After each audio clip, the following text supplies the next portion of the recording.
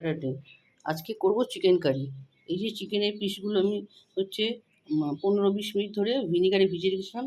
তারপর এক এক করে সব পিসগুলোকে আমি ফ্রাই করে এখানে রাখলাম।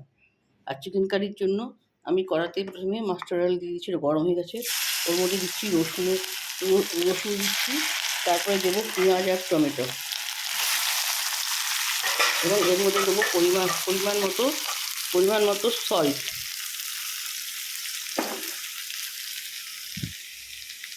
টেস্ট অনুসারে সল্ট দেবো। তারপরে দেবো টারমারিক পাউডার আর হচ্ছে টারমারিক পাউডার দেবো, আর হচ্ছে দেবো আদা পেস্ট করা আছে মিক্সিতে, আদার গুঁড়ো, লঙ্কার গুঁড়ো, এবং তারপরে আমি ফ্রাই চিকেনগুলো দিয়ে দেবো এবং নামাবার সময় দেবো আমি হয়ে গেলে তখন দেবো এই গরম মশলা। আজকের লাঞ্চ মেনু।